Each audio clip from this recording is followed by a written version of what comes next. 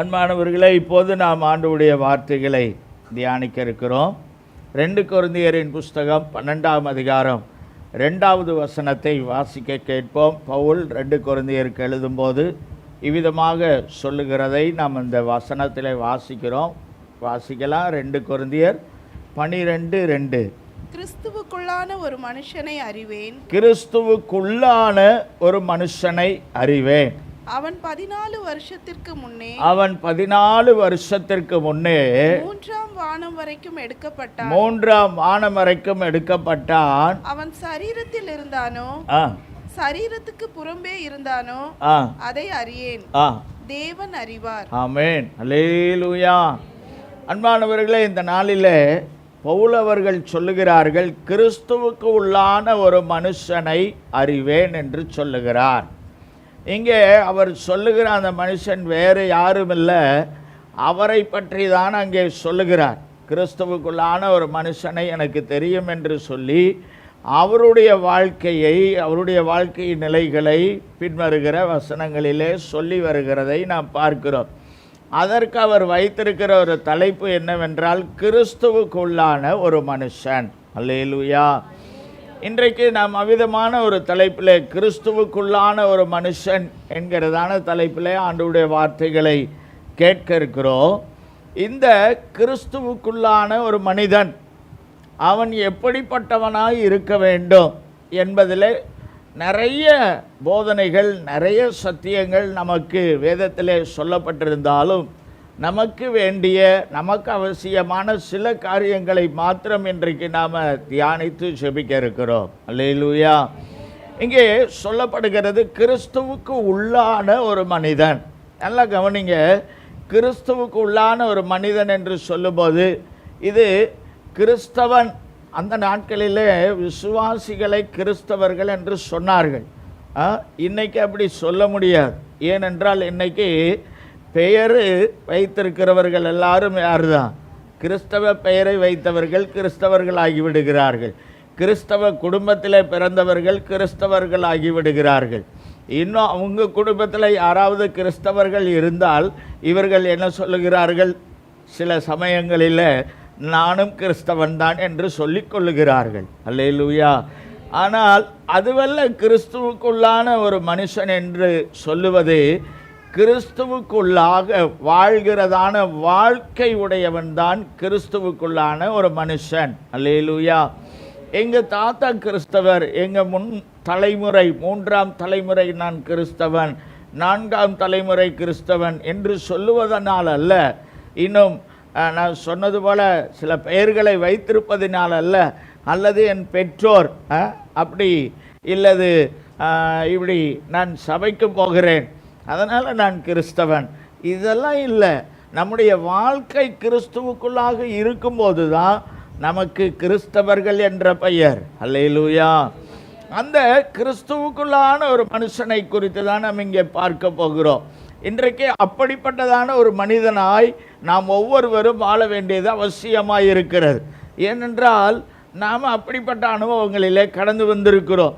அந்த கிறிஸ்துவுக்குள்ளான ஒரு மனிதனாய் நாம் வாழும்படியாக அப்படிப்பட்டதான நல்வசனங்களின் போதனைகளை கேட்டு அவைகளுக்கு கீழ்ப்படிந்து நாம் அந்த வழியிலே வாழ்ந்து வருகிற நாம் அதிலே சரியாய் நாம் செயல்படுகிறவர்களாய் இருக்க வேண்டும். அல்லேலூயா. அதைத்தான் நாம் இங்கே பார்க்கிறோம். கிறிஸ்துவுக்கு உள்ளான ஒரு மனிதன். வசனமும் அதைத்தான் சொல்லுகிறது. யாரெல்லாம் கிறிஸ்துவுக்குள்ளாய் வாழ்கிறார்களோ அவர்கள் தான் தேவராஜ்யத்திற்கு போக முடியும். அது வசனத்திலே திட்டமாய் சொல்லப்பட்டிருக்கிறது. கிறிஸ்தவ வீடுகளில் வாழ்ந்தவர்கள் அல்ல, கிறிஸ்தவ சபைக்கு போய் வாழ்ந்தவர்கள் அல்ல, கிறிஸ்தவ நாட்டில் வாழ்ந்தவர்கள் அல்ல, இன்னும் கிறிஸ்துவை அறிந்தவர்கள் மாத்திரமல்ல, நானும் பைபிள் படித்திருக்கிறேன் என்று சொல்லுகிறவர்கள் உண்டு, நானும் சத்தியத்தை கேட்கிறேன், வசனத்தை கேட்கிறேன் என்று சொல்லுகிறவர்கள் உண்டு. எல்லாம் நல்லதுதான், தவறல்ல. ஆனால் கிறிஸ்துவுக்கு உள்பட்ட ஒரு வாழ்க்கை, என்னுடைய வாழ்க்கை கிறிஸ்துவுக்கு உள்ளான ஒரு வாழ்க்கையாக இருக்கிறது. கிறிஸ்துவுக்கு உள்ளே நான் வாழ்ந்து கொண்டிருக்கிறேன் என்ற வாழ்க்கை முறை உடையவர்கள்தான் பரலோக ராஜ்யத்திற்கு செல்ல முடியும். அல்லேலூயா. அவர்கள் மரித்திருந்தாலும் அவர்களுக்கு அதுதான் முறையாக இருக்கிறது. கிறிஸ்துவுக்குள் மரித்தவர்கள் எழுந்திருப்பார்கள் அவருடைய ராஜ்யத்திற்காக. அப்போ பாருங்க, அப்படின்னா மரித்தவர்களும் வாழ்ந்திருக்கிறவர்களும் கிறிஸ்துவுக்குள்ளாய் இருக்கும்போது தான் தேவனுடைய ராஜ்யத்தை சுதந்தரித்து கொள்ள முடியும். ஆமென், அல்லேலூயா. கவனிங்க, அதற்கு நாம் என்ன செய்ய வேண்டுமானால் சில காரியங்களை நான் உங்களுக்கு சொல்லுகிறேன். முதன்மையாய் செய்ய வேண்டியது 1 பேதுரு 3ஆம் அதிகாரம் 15வது வசனத்திலே சொல்லப்பட்டிருக்கிறது. வாசிக்கலாம். 1 பேதுரு 3ஆம் அதிகாரம் 15வது வசனம். கர்த்தராகிய தேவனை உங்கள் இருதயங்களில் பரிசுத்தம் பண்ணுங்கள். உங்களில் இருக்கிற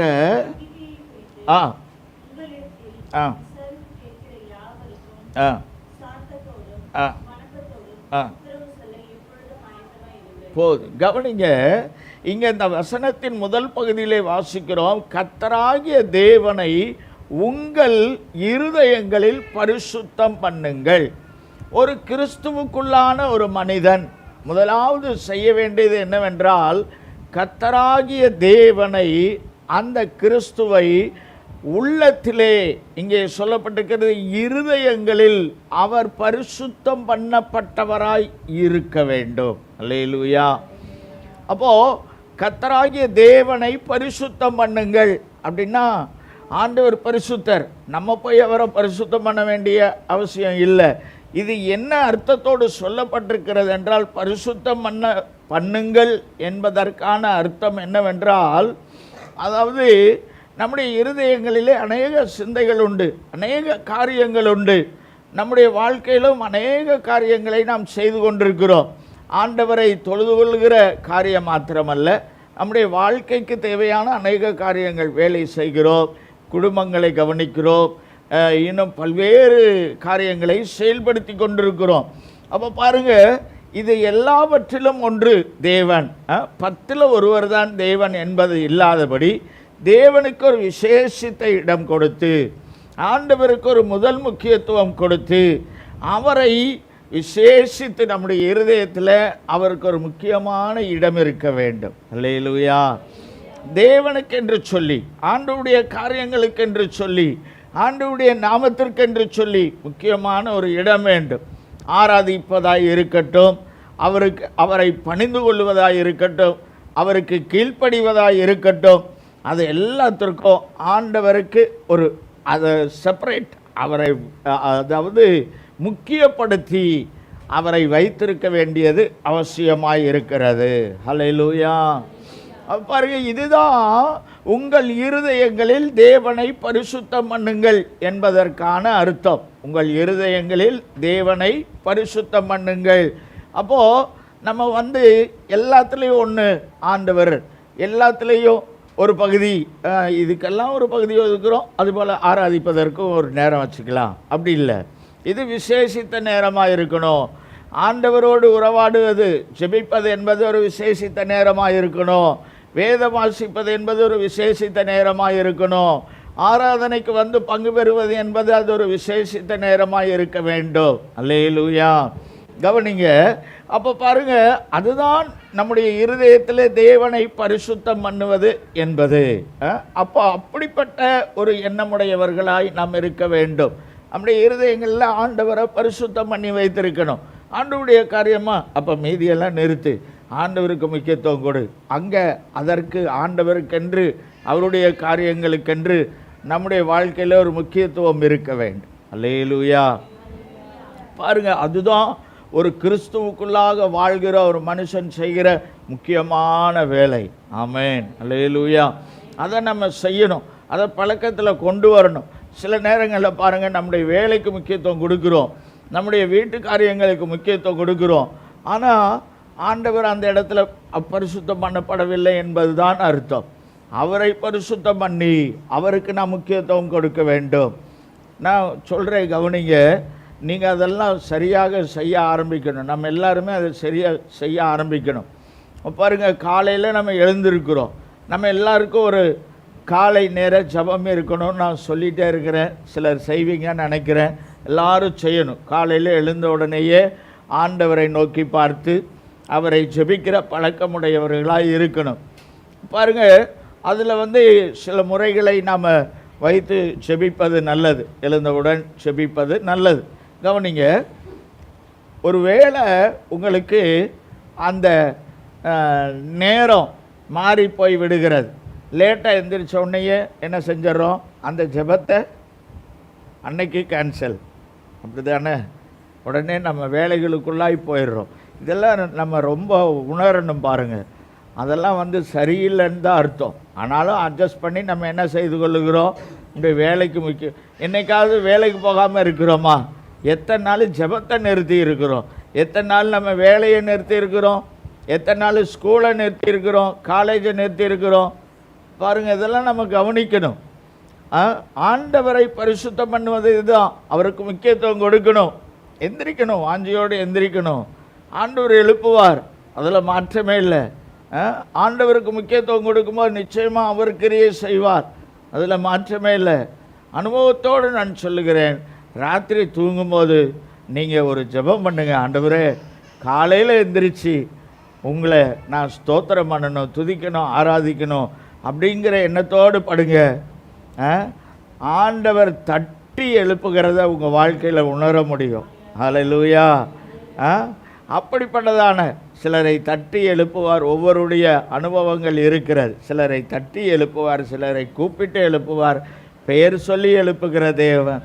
பாருங்க, நம்ம எந்த அளவுக்கு ஒரு காரியத்திற்கு முக்கியத்துவம் கொடுக்குறோமோ அந்த அளவுக்கு அதுக்கு நேரம் கிடைக்கும், கிடைக்காம போகாது. அப்படி தானே? இப்போ காலையில் 4 மணிக்கு ஃப்ளைட்டில் போகணும் அப்படின்னா எத்தனை மணிக்கு எந்திருப்பீங்க? ராத்திரி தூங்கிட்டேன், எழும்ப முடியல அப்படின்னு சொல்லி இருப்பீங்க. என்ன செய்வார்கள்? அப்படி ஒரு பிரச்சனை உள்ளவர்கள் கூட இந்த ராத்திரி தூங்கினா காலையில் எழும்ப முடியாத பிரச்சனை உள்ளவர்கள் என்ன பண்ணுவாங்கன்னா, ராத்திரி தூங்கவே மாட்டாங்க. சில பேர் ராத்திரியே போய் ஏர்போர்ட்டில் உட்காந்துக்குவாங்க, இல்லையா? அப்போ பாருங்கள், நம்மளுக்கே தெரியுதா இல்லையா எங்கே முக்கியத்துவம் இருக்கிறது? ஆண்டவருக்கு அப்புறமே எவ்வளோ முக்கியத்துவம் கொடுக்கணும். அவர்கள்தான் கிறிஸ்துவுக்குள்ளான மனுஷன். அல்லேலூயா. பாருங்க, ஆண்டவரை நம்ம அவருக்கு ஒரு பிரத்யேகமான இடம் கொடுத்து, அவருடைய காரியங்களுக்கு ஒரு பிரத்யேகமான இடத்தை வைத்து அவரை மேன்மைப்படுத்தி கொண்டே இருக்க வேண்டும். ஆமென். அல்லேலூயா. இப்போது அநேக காரியங்களை நம்ம தீர்மானிக்கிறோம், வாழ்க்கையில செயல்படுத்துகிறோம். அதை முதல்ல ஆண்டவர்கிட்ட ஆலோசனை கேட்கணும். ஆண்டவரே, நான் இந்த காரியத்தை செய்யலாமா? என் வாழ்க்கையில் இப்படி ஒரு வாய்ப்பு வந்திருக்கிறது, இந்த வேலைக்கு போகலாமா? இந்த படிப்பை செய்யலாமா? இப்படியெல்லாம் இருக்கிறோம், இல்லையா? நம்ம வீட்டில் இந்த காரியத்தை ஒரு முக்கியமான காரியம் நடப்பிக்க போகிறோம். ஏன்னா இயேசு அதையெல்லாம் செய்தார், தேவனை நோக்கி அதற்காக ஜெபித்தார். பாருங்கள், நம்மளும் முக்கியமான காரியங்கள் செய்யும்போது நம்ம சில நேரங்களில் நம்ம குடும்பத்தில் அதை ஆலோசனை செய்து தான் செய்கிறோம். பாருங்கள், அதை காட்டிலும் ஆண்டவரிடத்தில் அப்படி அவருக்கு ஒரு முக்கிய இடம் கொடுக்கணும், ஒரு பிரத்யேகமான ஒரு இடத்தை கொடுத்து, இப்படி நிறைய விஷயங்களில் ஆண்டவரை முதன்மைப்படுத்தி எல்லாத்தையும் காட்டிலும் அவரை செப்பரேட் பண்ணி வச்சுருக்கணும். அல்லேலூயா. அதுதான் பரிசுத்தம் பண்ணுங்கள், பரிசுத்தமானது என்பது. இந்த ஆசரிப்பு கூடாரத்தில் சில பனிமுட்டுகள் இருந்தது. பனிமுட்டுகள்னால் அங்கே உபயோகப்படுத்துகிறதான அந்த பொருட்கள், பாத்திரம் பண்டங்கள். பாருங்க, இதையெல்லாம் பரிசுத்தம் பண்ணினார்கள் என்று சொல்லப்பட்டிருக்கிறது. அப்படின்னா என்னென்னா, அதை எதற்கு மாத்திரம்தான் பயன்படுத்துவார்கள், அதை அப்படி வைத்திருப்பார்கள்.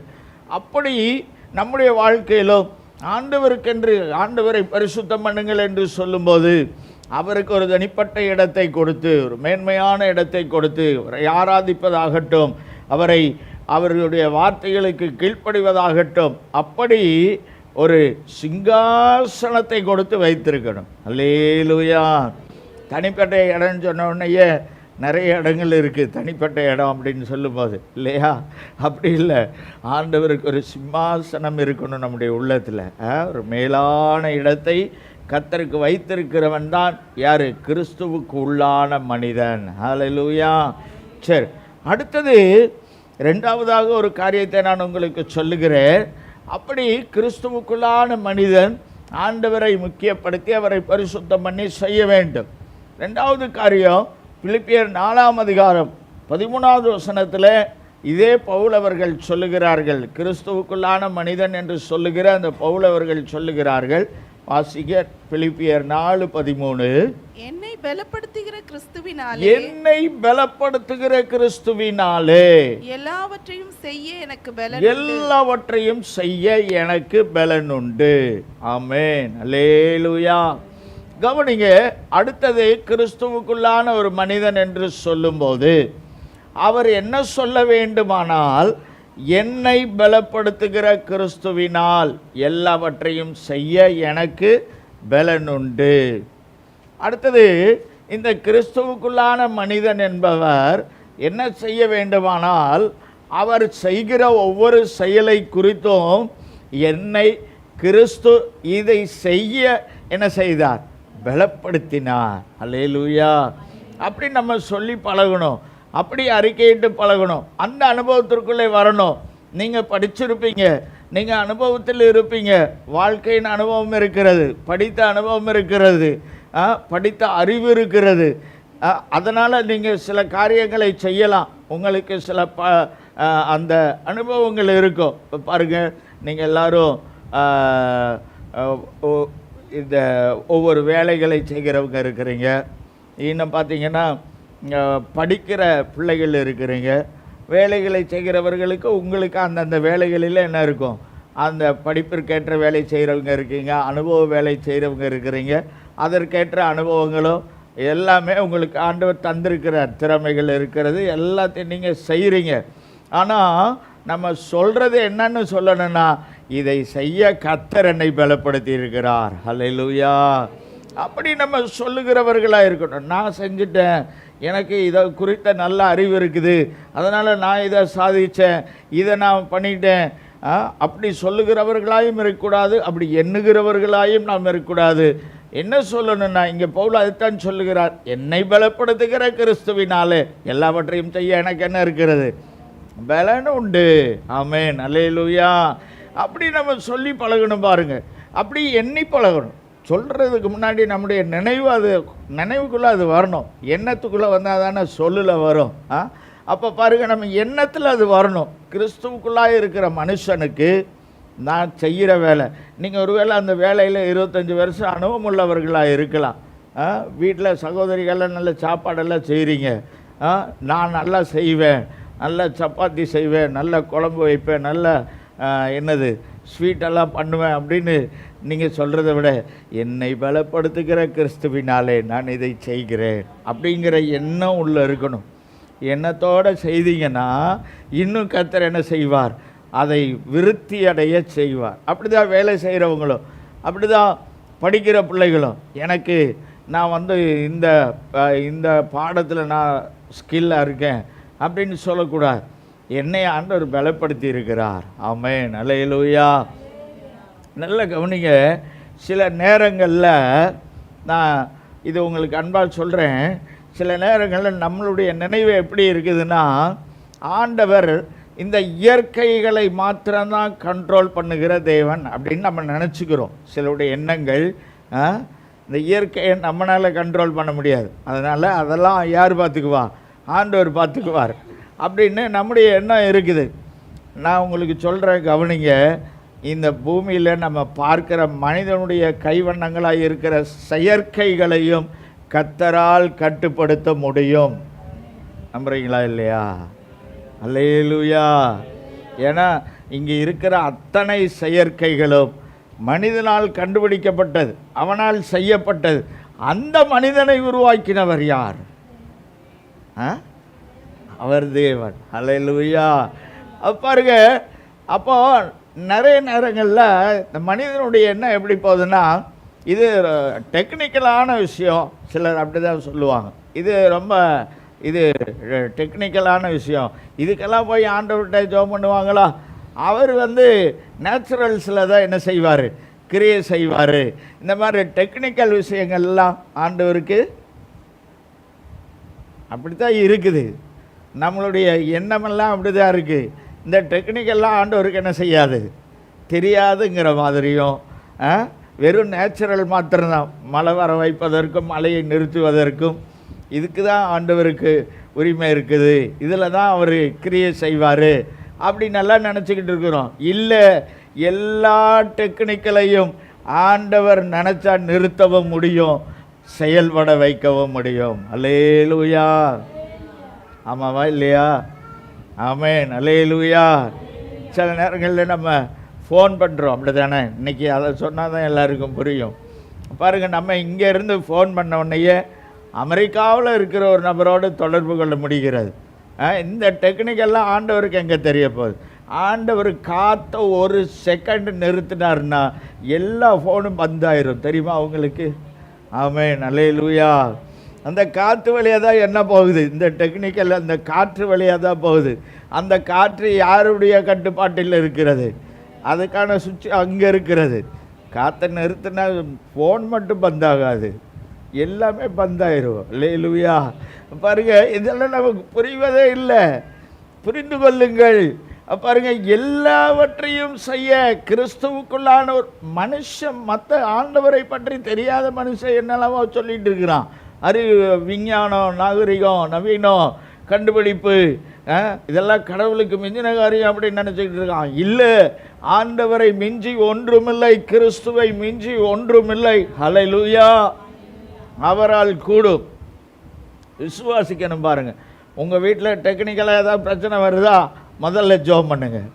அதுக்கப்புறம் உங்கள் படிப்பறிவை பயன்படுத்தி என்ன வேலை செய்கிறவங்கெல்லாம் சாஃப்ட்வேர் ஃபீல்டில் இருக்கிறீங்க, ஹார்ட்வேர் ஃபீல்டில் இருக்கிறீங்க, இன்னும் உங்கள் வேலை, உங்கள் திறமைகள், இன்னும் வீட்டில் நீங்கள் செய்கிற வேலை எல்லாமே சாம்பார் வைக்கிறதும் டெக்னிக்கல் தான். சரியா? அது இயற்கை கிடையாது, அது டெக்னிக்கல். இப்போ பாருங்கள், இதில் எல்லாம் ஈடுபடுகிறவர்கள் கர்த்தர் எனக்கு உதவி செய்தால் இதை அழகாக செய்ய முடியும். ஹல்லேலூயா. அப்படி செயல்படுங்கள். நான் ஒரு சாட்சியாக ஒரு காரியத்தை சொல்கிறேன். சில ஆண்டுகளுக்கு முன்னாடி இந்த மாதிரி லாக்டவுன் டைமில், அதாவது ஃபஸ்ட்டு லாக்டவுன் வந்தபோது என்னுடைய மெயில் ஐடியை யாரோ ஒரு ஆள் ஹேக் பண்ணிட்டார்னா அதை அவர் வந்து திருடி கொண்டார்னா அவர் அதுக்குள்ளே பாஸ்வேர்டு போட்டு அந்த மெயிலை அவர் பிளாக் பண்ணிட்டார். இப்போ நான் வந்து அந்த மெயில் ஐடியை யூஸ் பண்ண முடியாது. பாருங்கள், இன்றைக்கி அதை பயன்படுத்துகிறவர்களுக்கு தெரியும், ஒரு மெயில் ஐடியை வச்சு தான் அநேக காரியங்கள் இருக்கிறது இல்லையா? நம்ம ஃபோன் அதில் இயங்குகிறது. அந்த ஃபோனில் உள்ள ஸ்டோரேஜ் நிறைய காரியங்களை, இப்போ குறிப்பாக நான் என்ன செய்வேன்னா, அதுக்குள்ளே நிறைய இது பிரசங்கங்கள்லாம் நிறைய அதில் சேகரித்து செய்து வைத்திருப்பேன். அது அன்னையிலிருந்தே சில ஆண்டுகளுக்கு முன்னாடி இருந்தே அந்த பழக்கம் இருக்கிறது. நிறைய விஷயங்களை அதுக்குள்ளே நம்ம வைத்திருக்கலாம், ஃபோட்டோஸ் வைத்திருக்கலாம், நிறைய விஷயங்கள் உள்ளே வைத்திருக்கிறோம். அதை வச்சு தான், அந்த மெயில் ஐடியை பயன்படுத்தி தான் நிறைய காரியங்கள் நடக்கிறது. அதை குறித்து அறிந்தவர்களுக்கு தெரியும். அப்போது ஒரு மனுஷன் என்ன பண்ணிட்டான்னா, என்னுடைய மெயில் ஐடியை பிளாக் பண்ணிட்டான். அப்போ நான் அதை பயன்படுத்த முடியாது. அப்போ அந்த மாதிரி சூழ்நிலையில் அப்போ நம்முடைய தலைமை சபையின் அந்த FGPC கடமலை குன்று என்கிறதான அந்த சேனல் கூட, அதில் கூட நான் ஒரு அந்த அதை மேனேஜ் பண்ணுறதான ஒரு ஓனர், இந்த மெயில் ஐடியை வச்சு தான் நான் அதை லிங்க் அது வழியாக தான் அதுக்குள்ளே போய் அதை செயல்படுத்த முடியும். இப்படி ஒரு நிலை கூட இருந்தது. பாருங்கள், அந்த சமயத்தில் நான் அதை வந்து பாஸ்டருக்கு தெரிவித்து, நம்முடைய பாஸ்டம்மா மூலமாக, ஏன்னா என் மெயில் ஐடியை பயன்படுத்தி யாரோ பிளாக் பண்ணி வச்சுருக்கிறாங்க, அதை பயன்படுத்தி அந்த சேனலில் எதுவும் செய்திடக்கூடாதுன்னு சொல்லி அந்த என்னுடைய மெயில் ஐடியை அதிலிருந்து வெளியே முதல்ல எடுப்பதற்காக அந்த முயற்சி செய்து, அது ஏன்னா அவங்க அதில் இருக்கும்போது இப்போ நான் பயன்படுத்த முடியாது, வேறு யாரோ பயன்படுத்தி அதை எதுவும் செய்திடக்கூடாது அப்படிங்கிறதற்காக அதை நீக்கணும். பாருங்கள், நீக்கிட்டு நான் கொஞ்ச நாள், ஒரு சில மாதங்கள் நான் வேறொரு ஐடியை வச்சு தான் சில காரியங்களை செய்தேன். அப்போ அதை நீக்கும் போது நம்ம பாஸ்டம்மா தலைமை போதகருடைய மனைவி, அவங்க தான் அதுக்கு அவங்களோட அவங்களுக்கு சொல்லி அவங்க பாஸ்டரோட அக்கௌண்ட்டு, ஏன்னா பாஸ்டருக்கு அந்த நேரத்தில் நேரம் இல்லாததுனால அப்படி அவங்க செய்துட்டு எனக்கு சொன்னாங்க, இந்த மெயில் ஐடியை நீங்கள் இழந்து போன இந்த மெயில் ஐடியை யார் பிளாக் பண்ணி வச்சுருந்தாலோ ஆண்டவர் அதை உங்களுக்கு திரும்ப தருவார்னு சொன்னார். எனக்கு அப்போ அதெல்லாம் இது மாதிரி தான். இதில் இன்னும் ஆண்டவர் எவ்வளோ பிளாக் பண்ணி வச்சிட்டா நம்மளுக்கு தெரியுது. இந்தியாவில் கிடையாது, வேறு ஏதோ ஒரு நாட்டில் பண்ணி வச்சுருக்கான், அதெல்லாம் கண்டுபிடிக்க முடியும், அப்படி தானே? அப்போ இதெல்லாம் நான் பார்த்துட்டேன். இன்னும் எதுக்காக எடுத்தானே தெரியாது, அப்படியே அவன் பண்ணி வச்சிருக்கிறான். நம்ம அதுக்கான அந்த காரியங்களை செய்யும்போது அவன் பிளாக் பண்ணி வச்சிருக்கிறவனுக்கு எல்லா காரியங்களும் போது எந்த ரிசல்ட்டுமே கிடையாது. அவன் அதை இது பண்ணவே மாட்டிக்கிறான். நமக்கு ஹேக் பண்ணி வச்சுட்டு ஒன்றும் அதுக்கு ரிசல்ட்டே இல்லை. இவங்க சொல்லி அனுப்புனாங்க, கவனிங்க, ஆண்டவர் உங்களுக்கு இதை என்ன செய்வார், தருவார். நான் அப்போ அவங்க சொன்னவனையே வெளியே வரும்போது இப்படி தான் நினச்சேன், ஆண்டவர் எப்படி இந்த டெக்னிக்கலில் வந்து வேலை செய்ய முடியும் அப்படின்னு தான் நினச்சேன். ஆனாலும் விசுவாசித்து ஜெபித்த போது ஒரே வாரத்தில் அந்த மெயில் ஐடியை திரும்ப எடுத்துக்கொள்ள கர்த்தர் உதவி செய்தார். அல்லேலூயா. அதெல்லாம் ரொம்ப ரேராக நடக்கிற காரியம், தெரியும், அதை குறித்த அனுபவத்தில் இருக்கிறவர்களுக்கு தெரியும். நான் அப்படியே ஜெபத்தோடு ஒரு நாள் முயற்சி பண்ணி கொண்டிருக்கும்போது ஒரு நம்பர் போகும், யார் ஹேக் பண்ணி வச்சுருக்காங்களோ அவங்களுக்கு அந்த நம்பர் போகும். உடனே அந்த ஆள் என்ன நினச்சான்னு தெரியாது, அதை அப்படியே ரிலீஸ் பண்ணி விட்டுட்டான். உடனே அந்த மெயில் ஐடி எனக்கு வந்துருச்சு. அப்படியே ஒன்றும் ஒரு சேதாரம் இல்லாமல், நான் சொன்னது கொஞ்சம் தான் சொன்னேன், நிறைய காரியங்கள் அதில் இருக்குது, பேங்க் காரியங்கள் எல்லாம் அந்த மெயில் ஐடியில் தான் இருக்குது. ஒரு சேதாரம் இல்லாமல் பாதுகாப்போடு அந்த மெயில் ஐடியை திரும்ப கர்த்தர் தந்தார். அல்லேலூயா. அதை நான் எதுக்காக சொல்ல வரேன்னா, நம்முடைய ஆண்டவர் இயற்கைக்கு மாத்திரமல்ல, செயற்கையான சில டெக்னிக்கல் காரியங்களிலும் அவரால் கிரியை செய்ய முடியும். நம்ம ஆண்டவருடைய பிள்ளைகள், ஆண்டவரே என்னுடைய டெக்னிக்கல் அல்ல, என்னுடைய ஞானம் அல்ல, என்னுடைய பலன் அல்ல, எல்லாவற்றையும் செய்கிற கர்த்தர். ஹல்லேலூயா. அப்படி நம்ம சொல்லணும், என்னை பலப்படுத்துகிற கிறிஸ்துவினாலே என்னை ஆண்டவர் பலப்படுத்துகிறார், நான் அல்ல, என்னை கர்த்தர் பலப்படுத்துகிறார் என்று சொல்லுகிறவர்களாய் இருக்க வேண்டும். சரி, அடுத்தது இன்னொரு காரியத்தை நம்ம கூட வாசிக்கலாம். எபேசியர் 5ஆம் அதிகாரம் 14வது வசனத்திலே சொல்லப்பட்டிருக்கிறது. எபேசியர் 5ஆம் அதிகாரம் 14வது வசனம், ஆதலால் தூங்குகிற நீ விழித்து மரித்தோரை விட்டு எழுந்திரு, அப்பொழுது கிறிஸ்து உன்னை பிரகாசிப்பார் என்று சொல்லி இருக்கிறார். அல்லேலூயா. இங்கே நாம் வாசிக்கிறோம், கிறிஸ்து உன்னை பிரகாசிப்பார் என்று சொல்லப்பட்டிருக்கிறது. முதல்ல பார்த்தோம், நம்ம கிறிஸ்துவுக்குள்ளான மனிதன் தேவனை என்ன செய்யணும், நம்முடைய வாழ்விலே பரிசுத்தம் பண்ணினவர்களாய், முக்கியப்படுத்தினவர்களாய் இருக்க வேண்டும். ரெண்டாவது, கிறிஸ்துவுக்குள்ளான மனிதன் நான் செய்வது எல்லாம் தேவனுடைய பலத்தினால் செய்கிறேன் என்று சொல்லுகிறவர்களாய் இருக்கணும். எந்த விஷயமானாலும் கர்த்தர் என்னை இதை செய்ய என்ன செய்திருக்கிறார், பலப்படுத்தியிருக்கிறார், பலப்படுத்துவார் அப்படின்னு சொல்லணும். அடுத்தது இங்கே சொல்லப்பட்டிருக்கிறது, கிறிஸ்துவால் வருகிற பிரகாசம். அல்லேலூயா. இங்கே நம்ம வாசிக்கிறோம், கிறிஸ்து உன்னை பிரகாசிக்க பண்ணுவார், பிரகாசிப்பார் என்று சொல்லப்பட்டிருக்கிறது. நம்முடைய வாழ்க்கையில் கவனிங்க, சில பிரகாசங்கள் அவ்வப்போது வரும். பிரகாசம் அப்படின்னு சொல்லும்போது உங்களுக்கு நான் புரியுற மாதிரி சொல்கிறேன். அப்போ பாருங்கள், ஃபோட்டோ எடுக்கும்போது ஒரு ஃப்ளாஷ் வரும், பார்த்துருக்கீங்களா? அது அப்படியே அந்த நபரை என்ன செய்யும், ஃப்ளாஷ் பண்ணி காட்டும். அதுபோல் நம்முடைய வாழ்க்கையில் சில ஃப்ளாஷ் அனுபவங்கள் இருக்கிறது, அதை மறக்கவே முடியாது.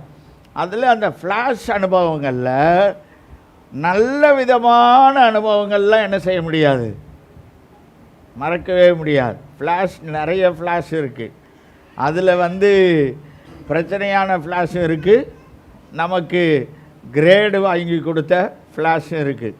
அதில் அந்த கிரேடு வாங்கி கொடுத்த நம்மை மேன்மைப்படுத்தினதான அந்த ஃப்ளாஷ் அனுபவங்களை என்ன செய்ய முடியாது, மறக்கவே முடியாது. அப்படிப்பட்ட பிரகாசம் கர்த்தரால் வந்தது என்று நாம் சொல்ல வேண்டும். அல்லேலூயா. புரியுதா உங்களுக்கு? சில நேரம் நீங்கள் வேலை செய்கிற இடத்துல இருக்கலாம், படிக்கிற இடத்துல இருக்கலாம், குடும்பத்தில் இருக்கலாம், உங்களை பார்த்து சொல்லுவாங்க, உங்களை மாதிரி வேலை செய்கிறதுக்கு யாரும் இல்லை, யாருமே இல்லை. வெரி குட், வெரி நைஸ், இந்த வேலையை நீங்கள் நல்லா செஞ்சு, இதுதான் ஃப்ளாஷ். அப்படியே அடித்த உடனே அப்படியே நம்ம அப்படியே காலரை தூக்கி விட்டுட்டு அப்படி வரக்கூடாது. கிறிஸ்து என்ன செய்திருக்கிறார்? பிரகாசிக்க பண்ணியிருக்கிறார். ஹல்லேலூயா. பாருங்க, அம்மா மாதிரிலாம் கவனிங்க.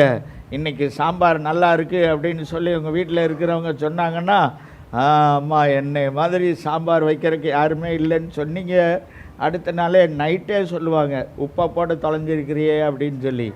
அந்த நேரத்தில் சொல்லணும், என்ன சொல்லணுன்னா, கிறிஸ்து என்னை என்ன செய்திருக்கிறார். அதுதான் கிறிஸ்துவுக்குள்ளாக வாழ்கிற மனிதனின் அடையாளம். ஹல்லேலூயா. இது தான் இங்கே சொல்லப்பட்டிருக்கிறது, கிறிஸ்து உன்னை பிரகாசிப்பார். ஆமென். ஹல்லேலூயா. நம்முடைய வாழ்க்கையில் வருகிற இந்த பிரகாசம் எல்லாம் எப்போ வராது, அதான் ஃப்ளாஷ்ன்னு நான் சொல்கிறேன். இந்த பிரகாசம் என்பது டக்குன்னு ஒரு சில சமயங்களில் தான் வரும். நம்ம பல வருஷங்களாக சில வேலைகளை நம்ம செய்து கொண்டே இருக்கலாம். எல்லோரும் கூப்பிட்டு நம்மளை பாராட்ட மாட்டாங்க. ஆனால் ஒரு சில வீடுகளில் போய் நம்ம வேலை செய்யும்போது நம்மளை என்ன செய்வாங்க, சில கம்பெனியில் உள்ள எல்லாரும் சொல்ல மாட்டாங்க, சில நபர்கள் சில நேரங்களில் சொல்லும்போது, என்னை ஆண்டவர் என்ன செய்திருக்கிறார், ஆமாம் ஃப்ளாஷ் அடித்து விட்டுருக்கிறாரு, அப்படி வெளிச்சம் போட்டு ஆண்டவர் என்ன செய்திருக்கிறார், இந்த உலக மக்களுக்கு காண்பித்திருக்கிறார், சபை மக்களுக்கு காண்பித்திருக்கிறார், குடும்பத்தில் காண்பித்திருக்கிறார். கிறிஸ்துவுக்குள்ளாக வந்த பிரகாசம். ஆமென். இதுதான் கிறிஸ்துவுக்குள்ளாக வாழ்கிற மனிதனின் அடையாளம். அப்படி நம்ம சொல்கிறவங்களா இருக்கணும். கிறிஸ்துவால் வந்தது பிரகாசம், கிறிஸ்துவால் பலன். ஆமென். அல்லேலூயா. நம்ம எதை செய்தாலும் கர்த்தர் என்னை பலப்படுத்துகிறார், எல்லாவற்றுக்காக கர்த்தர் என்னை பலப்படுத்துகிறார். அடுத்ததாக நம்முடைய வாழ்வில் வருகிறதான அந்த ஃப்ளாஷ், நல்ல அந்த மேன்மையான அனுபவங்கள் எல்லாம், அது எல்லாமே ஹைலைட்டாக இதெல்லாம் சொல்ல முடியுமோ, அது எல்லாம் யார் தந்தது? கிறிஸ்து தந்தார். ஹல்லேலூயா. சரி, அடுத்தது நேரானபடினால சீக்கிரமாக சொல்கிறேன், கவனிங்க. பிலிப்பியர் 4:10 சொல்லப்பட்டிருக்கிறது, வாசிக்கலாம். பிலிப்பியர் 4:10, என்னை விசாரிப்பதற்கு இப்பொழுதோ மனமலர்ந்தபடியினாலே கர்த்தருக்குள் மிகவும் சந்தோஷப்பட்டேன். போதும் சிஸ்டர். பாருங்க, இங்கே சொல்லப்பட்டிருக்கிறது, இந்த பவுலுக்கு ஒரு சந்தோஷம் இருக்குது. அந்த சந்தோஷம் எப்படிப்பட்ட சந்தோஷமா? கர்த்தருக்குள் வந்த சந்தோஷம். அல்லேலூயா. கர்த்தருக்குள் வந்ததான மகிழ்ச்சி. நம்முடைய வாழ்க்கையிலும் சில மகிழ்ச்சியான அனுபவங்கள் இருக்கிறது. சில அழுகிற நேரம் இருக்குது, துன்பப்படுற நேரம் இருக்குது, துயரப்படுற நேரம் இருக்குது. சில மகிழ்ச்சியின் சம்பவங்களும் இருக்கிறது, சில மகிழ்ச்சியின் அனுபவங்கள் இருக்கிறது.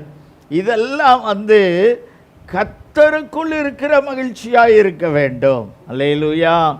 அதான் கர்த்தருக்குள் வாழ்கிறதான கிறிஸ்துவுக்குள்ளான ஒரு மனிதனுக்கு அவனுடைய மகிழ்ச்சி எல்லாமே எப்படி தான் இருக்கணும்? கர்த்தருக்குள்ளான மகிழ்ச்சியாக இருக்கணும். சிலருக்கு அப்படி இல்லாமல் இருந்தால் நம்ம எங்கே இல்லைன்னு அர்த்தம். கிறிஸ்துவுக்குள் உள்ளே இல்லை என்று தான் அர்த்தம். அல்லேலூயா. சிலருக்கு அப்படி இருக்கிறது இல்லை, அதனால தான் சொல்கிறேன். வேறு காரியங்களில் தான் மகிழ்ச்சி போகிறது, சந்தோஷம் அங்கே தான் போகுது. அப்படின்னா ரொம்ப கேர்ஃபுல் ஆகணும், சரியாகணும். என்னுடைய மகிழ்ச்சி கர்த்தருக்குள்ளாக இருக்கிறது. இங்கே அதைத்தான் அவர் சொல்லுகிறதை பார்க்கிறோம். அவர் என்ன சொல்கிறாருன்னா, கர்த்தருக்குள் மிகவும் சந்தோஷப்பட்டேன். நம்முடைய வாழ்க்கையில் ஒவ்வொரு அந்த மகிழ்ச்சியான அனுபவங்களும் அது கர்த்தருக்குள்ளாக இருக்க வேண்டும். நம்ம வாழ்க்கையில் அநேக காரியங்களை குறித்து மகிழ்கிறோம், சந்தோஷப்படுகிறோம். அப்போல்லாம் நம்ம நினைக்கணும், இந்த மகிழ்ச்சி என்பது என் உள்ளத்தில் வந்திருக்கிற இந்த சந்தோஷம் ஆண்டவருக்கு உட்பட்டதாக இருக்குதா? சிலருக்கு மற்றவங்க கெட்டு போனால் எப்படி இருக்கும்? சரியான மகிழ்ச்சியா?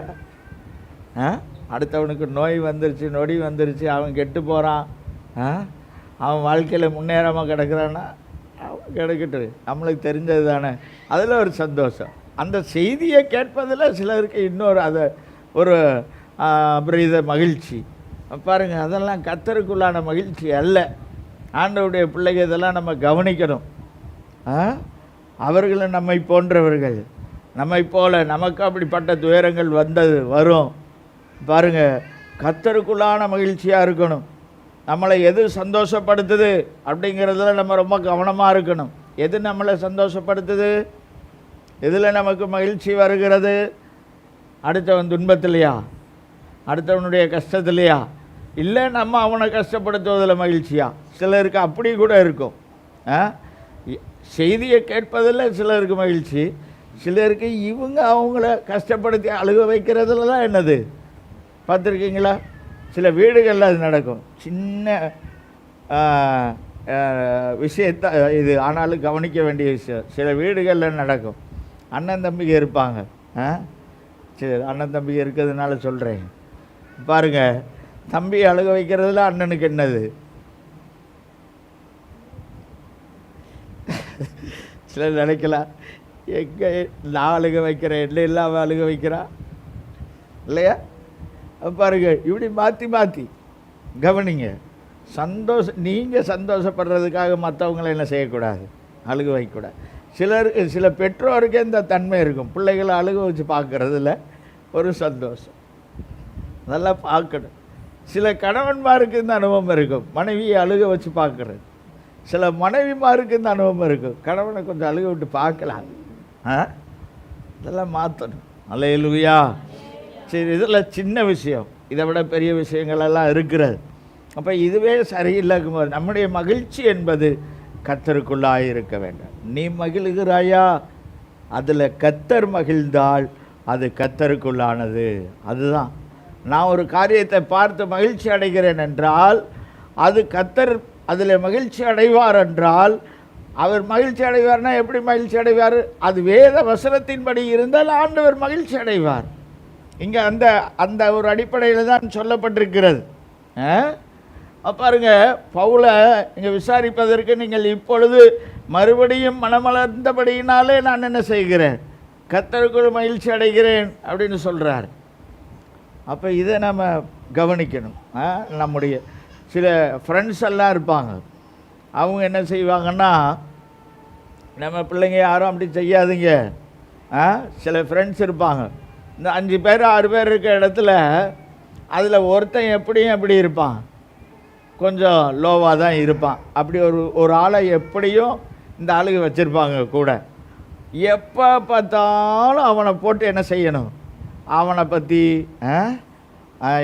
பல பாஷைகள் சொல்கிறாங்க இல்லையா, அவனை ஓட்டுனேன் அப்படின்னு சொல்லுவாங்க. இன்னும் நம்ம ஊரில் இங்கே கன்னியாகுமரியெல்லாம் அவனை உடக்குனேன் அப்படின்னு சொல்லுவாங்க. இப்படி பல பாஷைகள் இருக்கிறது. இன்னும் இங்கே பாம்பேயில் என்ன பாஷைன்னு தெரியல. சரி, அப்போ பாருங்கள், இப்படியெல்லாம் சொல்லுவாங்க. அப்போ அதில் அவங்களுக்கு ஒரு மகிழ்ச்சி. இவங்க 4 பேர் சேர்ந்து அவனை ஒருத்தனை, நான் சொல்லட்டுமா, உங்களை காட்டில் அவன் தான் ஒரு வீரன். அல்லேலூயா. உங்களை இது மாதிரி ஒரு வார்த்தை சொன்னால் நீங்கள் அழுதுட்டு ஓடியே வந்துடுவீங்க. அவன் உங்களை மாதிரி பல பேரை என்ன செய்ய வைத்திருக்கிறான், சிரிக்க வைத்து கொண்டிருக்கிறான். அவன் தான் உண்மையான வீரன். அல்லேலூயா. சரி, இதெல்லாம் மாறணும் நம்முடைய வாழ்க்கையில். பாருங்கள், ஒருத்தனை நாம் 4 பேர் சேர்ந்து ஃப்ரெண்ட்ஸுகள் சேரும்போது சொல்கிறேன், ஒருத்தனை போட்டு அவனை என்ன செய்கிறது, அப்படி இப்படின்னு அவனுடைய குறைகளை பேசி அவனுடைய தன்மைகளை பேசி இவங்க என்ன செய்வாங்க, அதில் சந்தோஷப்பட்டு கொள்ளுவார்கள். இப்போ முதல்ல அதெல்லாம் நேரில் பார்க்கும்போது, ஃப்ரெண்ட்ஸை நேரில் பார்க்கும்போது நடந்தது. இப்போ சேட்டிங்லேயே நடைபெறுகிறதுன்னு நினைக்கிறேன். சரி, எப்படி நடக்குதோ இல்லையோ அப்படி செய்யாதீங்க. உங்கள் மகிழ்ச்சி எப்படி இருக்கணும், கர்த்தருக்குள்ளானதாக இருக்க வேண்டும். அல்லேலூயா. சரி, அப்படி ஆண்டவருக்குள்ளாய் மகிழ்ச்சி அடையுங்கள். அதான் ஒரு கிறிஸ்துவுக்குள்ளாய் வாழ்கிற ஒரு மனிதனின் அடையாளம். கடைசியாக ஒரு வசனத்தை வாசித்து நம்ம ஜெபிக்க போகிறோம். எபேசியர் 4ஆம் அதிகாரம் 15வது வசனத்தில் சொல்லப்பட்டிருக்கிறது. வாசிங்க. எபேசியர் 4:15. அன்புடன் சத்தியத்தை கைக்கொண்டு தலையாகிய கிறிஸ்துவுக்குள்ளாக எல்லாவற்றிலையும் நாம் வளருகிறவர்களாய் இருக்கும்படியாக அப்படி செய்தார். அல்லேலூயா. அடுத்தது கடைசியாக நம்ம பார்க்கிறோம், இந்த கிறிஸ்துவுக்குள்ளாக வாழ்கிற மனிதன் பாருங்கள், சில காரியங்களை கிறிஸ்துவுக்குள்ளாக நாம் செய்கிறவர்களாய் அந்த எண்ணமுடையவர்களாய், அதை அறிக்கை செய்கிறவர்களாய், இப்படி எல்லாம் நம்ம பார்த்துட்டு வந்தோம் இல்லையா? கிறிஸ்துவை நாம் பரிசுத்தம் பண்ணுகிறவர்களாக இருக்கணும். இன்னும் கிறிஸ்துவால் எனக்கு பலன் வந்திருக்கிறது என்று சொல்லுகிறவர்களாக இருக்கணும். கிறிஸ்துவால் என்னுடைய வாழ்க்கையில் இந்த ஒரு மேன்மையான காரியம் பிரகாசம் வந்ததுன்னு சொல்கிறவங்களாக இருக்கணும். கிறிஸ்துவுக்குள்ளாய் நம்முடைய மகிழ்ச்சி இருக்கணும். கடைசியாக இங்கே சொல்லப்பட்டிருக்கிறது, கிறிஸ்துவுக்குள் எல்லாவற்றிலையும் என்று சொல்லப்பட்டிருக்கிறது. அப்படி இந்த ஒரு குறிப்பிட்ட, நான் 1-2 காரியங்கள் அவங்களுக்கு சொன்னேன். அப்படி ஒரு குறிப்பிட்ட காரியங்களுக்கு மாத்திரம் இல்லை, கிறிஸ்துவுக்குள்ளாக எல்லா காரியத்தையும் என்ன செய்யணும்? எக்ஸ்டெண்ட் பண்ணிகிட்டே போகணும். அல்லேலூயா. பாருங்க, நம்ம வாழ்க்கையில் சில பகுதிகளில் கிறிஸ்துவுக்கும் சம்பந்தம் இல்லாத சில பகுதியில் ஆண்டவரை அந்த இடத்துக்குள்ளே விடவே மாட்டோம். ஆண்டவரே நீங்கள் இங்கேயே இருந்துக்கோங்க, இங்கே இது எனக்குன்னு ஒதுக்கப்பட்ட பகுதி, அப்படி இல்லை. எல்லா எக்ஸ்டென்ஷன்லையும் ஆண்டவருக்கு இடம் கொடுத்துடணும். அல்லேலூயா. அவரை விரிவாக்கம் பண்ணணும். அதான் நான் சொல்ல வருவது. கிறிஸ்துவுக்குள்ளான ஒரு மனிதன் அவருடைய வாழ்க்கையில் ஒவ்வொரு பகுதியிலையும், அதான் இங்கே சொல்லப்பட்டிருக்கிறது, தலையாகிய கிறிஸ்து அவரை தான் என்னுடைய வாழ்க்கைக்கு தலையாக இருக்கிறார். அவர் தான் மெயினாக இருக்கிறார். அப்போ அவருக்கு கீழே தான் மீதி எல்லாமே அப்படின்னு சொல்லி எல்லாத்தையும் அவருடைய அண்டரில் விட்டுறணும். எல்லாத்தையும் அவருடைய கரத்திற்குள்ளாக. ஒருவேளை நம்முடைய வாழ்க்கையில் கவனிங்க, சில பகுதிகள் மாத்திரம்தான் கிறிஸ்துவுக்குள்ளாக இருக்கிறது. சில பகுதிகள் எங்கே இருக்கிறது? வெளியே இருக்குது. அந்த இடத்துல இன்னும் கிறிஸ்துவை அனுமதிக்கலை. சிலருடைய வாழ்க்கை அப்படி இருக்கும். சில பகுதிகளை அப்படியே வச்சுக்கிட்டு இருப்போம், ஹைடு பண்ணி வச்சுருப்போம், யாருக்கும் தெரியாமல் ஒழிச்சு வச்சுருப்போம். கிறிஸ்துவுக்கே தெரியாமல் நம்ம ஒழிச்சு வச்சுருப்போம். அவருக்கெல்லாம் தெரியும். நம்ம என்ன நினச்சிட்டு இருப்போம்னா ஆண்டவர்கிட்ட காட்டாமல் அப்படியே வச்சு இருப்போம். அதனால் இனி அப்படி இருக்கக்கூடாது. எல்லா பகுதியும் எல்லா கதவையும் என்ன செஞ்சிடணும்? திறந்து விட்டுறணும். ஆமாவா இல்லையா? அல்லேலூயா. பாருங்க, சில வீடுகள்லாம் அப்படி வச்சுருப்பாங்க. ஒருத்தர் வீட்டுக்கு வர்றாருன்னா அவரை என்ன செய்ய மாட்டாங்க? வீட்டுக்குள்ளே இருக்கிற எல்லா ரூமுக்கு விட்டுருவாங்களா? விட மாட்டாங்க. சில ரூமுகளில் ஆமாம், அதனால் ஒரு வீட்டுக்கு போகிறேன் அப்படின்னு சொல்லி நீங்கள் எல்லா ரூமுக்குள்ளேயும் போயிடக்கூடாது. நம்ம எல்லாருமே ஒரு வீட்டுக்கு போகிறோன்னா குறிப்பிட்ட இடத்துல இருக்கிறதுக்கு தான் நமக்கு என்ன இருக்கிறது. ஆமாம், அவங்க அனுமதி இல்லாமல் வேறு இடங்களுக்கு போகக்கூடாது. பாருங்கள், அதுதான். ஆனால் சில வீடுகளில் அப்படி இல்லை. அவங்க உரிமையோடு அவங்க அனுமதி கொடுத்து வச்சுருப்பாங்க. அதனால் அவங்க போவாங்க வருவாங்க. ஓகே. அப்போ பாருங்கள், இதுபோல் நம்ம கிறிஸ்துவுக்கும் நம்முடைய வாழ்க்கையில் எல்லா பகுதிகளையும் என்ன செய்து கொடுக்கணும்? எக்ஸ்டென்ஷன். நல்லா கவனிங்க, விரிவாக்கம் செய்து கொடுக்கணும். சில பகுதிகளை நம்ம ஆண்டவரே நீங்கள் இங்கே வந்துடாதீங்க, இந்த என்னோட இது வேறு, இது வரைக்கும் தான் நீங்கள் வரணும், இதுக்கப்புறம் என்ன செய்யக்கூடாது. அப்புறம் அங்கே ஒன்றுமே இருக்காது. அங்கே வளர்ச்சி இருக்காது. அங்கே ஏதோ பிரச்சனை இருக்குன்னு அர்த்தம். அப்புறம் வாழ்க்கையில் பிரச்சனையாக அங்கேருந்து தான் வரும். அதனால் எல்லாத்தையும் திறந்து ஆண்டவர்கிட்ட என்ன செஞ்சிடணும்? கொடுத்துடணும். ஆண்டவரே இதை பாருங்கள். உங்கள் கணவனுக்கு அது தெரியாமல் இருக்கலாம், உங்கள் மனைவிக்கு தெரியாமல் இருக்கலாம், உங்கள் பிள்ளைகள் பெற்றோருக்கு தெரியாமல் இருக்கலாம். ஆனால் ஆண்டவருக்கு தெரியாமல் ஒரு விஷயமும் இருக்கக்கூடாது. அல்லேலூயா. எக்ஸ்டெண்ட் பண்ணி விடுங்க. ஆண்டவரே இந்த இடத்துல நீங்கள் எல்லாத்தையும் எக்ஸ்டெண்ட் பண்ணி விடுங்க. திறந்து விட்டுருங்க. எல்லாத்தையும் அவர் வந்து பார்க்கட்டும். அவர் வந்து பார்க்கும்போது தான் அந்த இடம் சரியாகும். ஆமென். அல்லேலூயா. சரி, அப்படி அவரை தலையாக வச்சு நாம் என்ன செய்யணும்? வளருகிறவர்களாய் இருக்க வேண்டும். இதுதான் கிறிஸ்துவுக்குள்ளான ஒரு மனிதனுடைய ஒரு அந்த எக்ஸ்ட்ரீமான பூரணமான ஒரு அனுபவம். இந்த அனுபவம் வந்தால் தான் அவன் யாராயிட்டான்? கிறிஸ்துவுக்குள்ளாய் வாழ்வதில் பூரணப்பட்டு விட்டான், பரலோகத்திற்கு ரெடி ஆகிட்டான். அல்லேலூயா. அப்படி வாழாத பட்சத்தில் எங்கேயாவது ஒரு பகுதியை இந்த ஆகான் மாதிரி, யார் தெரியுமில்ல? ஆகான் என்ன செய்தார்? எரிகோவில் கொஞ்சம் போல எடுத்து எங்கே வச்சுட்டாரு? கூடாரத்துக்கு கீழே, யாருக்கும் தெரியாமல் என்ன செஞ்சிட்டாரு? ஒளிச்சு வச்சுட்டார். பிரச்சனை வந்ததா இல்லையா? நாடு முழுவதும் பிரச்சனை. அதனால் அப்படி நம்ம இருக்கக்கூடாது. எல்லாத்தையும் திறந்து என்ன செஞ்சிடணும், ஆண்டவரே பாருங்க, பாருங்க பாருங்க. நீங்கள் வேணால் பாஸ்வேர்டு போட்டு லாக் பண்ணி வச்சுருக்கலாம், கம்ப்யூட்டரில், லேப்டாப்பில், ஃபோனில் எல்லாம். ஆண்டவருக்கு வந்து எந்த பாஸ்வேர்டும் வைக்கக்கூடாது. எல்லாத்தையும் நீங்கள் பாருங்கள் ஆண்டவர், எல்லாத்தையும் அவர்கிட்ட காட்டுங்க. அப்போ தான் அதில் ஒரு விடுதலை வரும். சில நேரங்களில் கட்டப்பட்டு கிடக்கலாம், பாஸ்வேர்டு போட்டு கூடுதலாக கட்டி வச்சுருக்கலாம். அது நீங்கள் திறந்து விடுங்க, அந்த இடத்த திறந்து ஆண்டவர்கிட்ட காட்டுங்க. அப்போ நிச்சயமாய் கர்த்தர் விடுதலை தருவார். நீங்களும் கிறிஸ்துவுக்குள்ளான ஒரு மனிதன் என்பதில் பூரணப்பட முடியும். ஜெபம் பண்ணலாமா? ஆண்டவர் சமூகத்தில் நம்மை தாழ்த்தி, அன்பானவர்களே, சில நிமிடங்கள் கூடுதலாகிவிட்டது, ஆனாலும் பரவாயில்ல, ஒரு 2 நிமிஷம் உங்கள் உள்ளத்தை ஆண்டவர் சமூகத்தில் திறந்து கொடுங்க. எங்கெல்லாம் லாக் போட்டு வச்சுருக்கீங்களோ அதெல்லாம் அன்லாக் பண்ணி விடுங்க.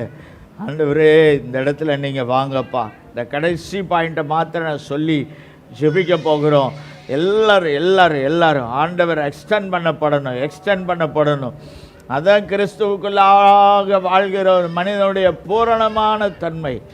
சொல்லுங்க ஆண்டவர்கிட்ட சொல்லுங்க, ஆண்டவரே உமக்காக வாழ்கிற வாழ்க்கையில், கிறிஸ்துவுக்குள்ளாக ஒரு மனிதன் என்பதில் ஆண்டவரே, ஆண்டவரே அந்த ஹைடான பிளேஸ்லையும் நீங்கள் வரணும்ப்பா, நீங்கள் வரணும் கர்த்தாவே, நீங்கள் வரணும் ஆண்டவரே. ஸ்தோத்திர ஆண்டவரே, அதை உங்களுக்கு நான் மறைக்கலை, திறக்கிறேன் ஆண்டவரே. ஸ்தோத்திர ஆண்டவரே. ஹல்லேலூயா. நீங்கள் மறைச்சி வச்சுருக்கிறீங்கனாலே அது சரியில்லை, அது ஆண்டவருக்கு தெரியக்கூடாதுன்னு சொல்லி மறைக்கிறீங்க. ஓ ஹப்பா ஷியாக்கா நந்தாரா ரஷ்யா பலா பரா பதல ரபா. இன்னைக்கு திறந்து விடுங்க, அதில் கர்த்தர் ஒரு விடுதலையை தருவார். ஆமென். ஹல்லேலூயா. ஜெபம் பண்ணுங்க, ஆண்டவர் சமூகத்தில் ஜெபம் பண்ணுங்க. ஹல்லேலூயா. கர்த்தாவே ஸ்தோத்திர ஆண்டவரே, இந்த பகுதியை விரிவாக்குகிறேன். கிறிஸ்துவுக்குள்ளாக வாழ்கிற வாழ்க்கையில், என்னுடைய வாழ்க்கையில் காணப்படுகிற இந்த மறைக்கப்பட்ட பகுதியை விரிவாக்குகிறேன். எக்ஸ்டெண்ட் பண்ணுறதை திறந்து விடுறப்பா. ஹல்லேலூயா. உள்ளத்தில் அவர் வரட்டும். அந்த பகுதியில் ஆண்டவர் கிரியை செய்வாராக. ரபா ஷகல ரதல. ஹல்லேலூயா. விடுதலை இயேசுவினால விடுதலை. திறக்கும் போது விடுதலை. ஒழிக்க விடுதலையே கிடையாது. வாழ்க்கையில் முன்னேற்றமே வராது இந்த வருடத்தில். ஆமென். ஹல்லேலூயா. கர்த்தர் அவ்விதமாய் செய்வாராக. ஆமென். ஹல்லேலூயா. நிர்மூலமானவைகளை கட்டுகிற சர்வ வல்லமையுள்ள தேவனவர். ஆமென். உடைக்கப்பட்டு மறைக்கப்பட்டு இருக்கிறதான ஹைடிங் பிளேஸில் ஆண்டவர் கிரியை செய்வாராக. விரிவாக்கப்பட எங்கள் உள்ளங்களை திறக்கிறோம் ஆண்டவரே. ஸ்தோத்திரம் பண்ணுகிறோம் ஐயா. ஹல்லேலூயா.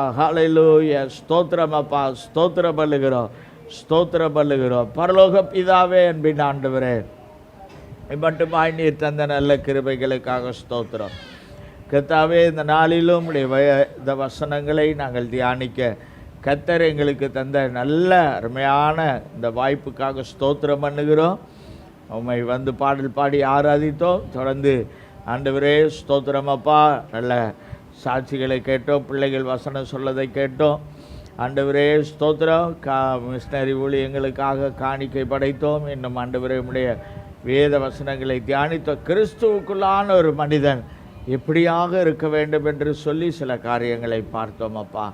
அதுபோல் எங்கள் வாழ்க்கையிலே முயற்சி செய்து அதுபோல் நடந்து வாழ, நம்முடைய நாமத்தை மகிமைப்படுத்த, எல்லாவற்றுக்கும் மேலாக கிறிஸ்துவ எங்களிலே பெருக பண்ணணும், வளர பண்ணணும். ஆமென். அவர் தலையாக இருக்கணும், அவருக்கு மறைவாக ஒன்றுமே இருக்கக்கூடாது. அப்படிப்பட்ட நிலையில் நாங்கள் இன்னும் வளர்ந்து சம்பூரணமாகி அந்த கிறிஸ்துவுக்குள்ளாய் வாழ்கிற வாழ்க்கையிலே நிலைத்திருந்து அந்த கிறிஸ்துவுக்குள்ளான மனுஷன் என்கிறதான நிலையிலே வந்து அப்பா, அந்த பரலோக காட்சிகளை காண, அந்த பரலோக ராஜ்யத்திற்கு சமீபமாக, ஓ ஹல்லேலூயா, இயேசு சீக்கிரம் வரப்போகிறீர். உம்முடைய ராஜ்யத்திற்கு ஆயத்தமுள்ளவர்களாய் மாற கர்த்தர் உதவி செய்வீரா. இப்படி வல்ல கரத்தில் எங்களை தாழ்த்துகிறோம். இந்த நாளில் வந்து எல்லாரையும் கர்த்தர் ஆசீர்வதிங்கப்பா. கிருபை பெருகட்டும். உடைய நாமத்திற்கு எல்லா கனமகிமை செலுத்துகிறோம். இயேசுவின் நாமத்தில் ஜெபிக்கிறோம் எங்கள் நல்ல பிதாவே. ஆத்துமாவே கர்த்தரை ஸ்தோத்திரி.